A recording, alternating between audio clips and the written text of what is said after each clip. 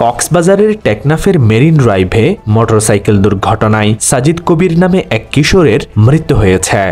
চন্দনাইশে স্বামীর ছোড়া অক্টেনের আগুনে দগ্ধ গৃহবধূ নাজমা মারা গেছে। দিবাগত রাত ৩টায় চট্টগ্রাম মেডিকেল কলেজ হাসপাতালে চিকিৎসাধীন অবস্থায় নাজমা মারা যায়। রাঙ্গুনিয়ায় চোর সন্দেহে গণপিটুনিতে রবিউল হোসেন রুবেল নামে একজনের মৃত্যু হয়েছে।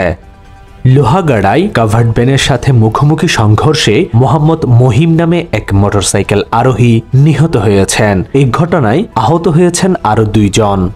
চট্টগ্রামের রাঙ্গুনিয়ায় বিদ্যুৎস্পৃষ্ট হয়ে এক যুবকের মৃত্যু হয়েছে। উপজেলার রানীরহাট বাজারের কেভিএস কনভেনশন ক্লাবের পাশে এই ঘটনা ঘটে। রাউজানের কদলপুর ইউনিয়নে পাহাড় থেকে গাছ কেটে নিয়ে যাওয়ার সময় 2 গ্রুপের মধ্যে গোলাগুলির খবর পাওয়া গেছে। এতে 4 জন গুলিবিদ্ধ হয়েছেন।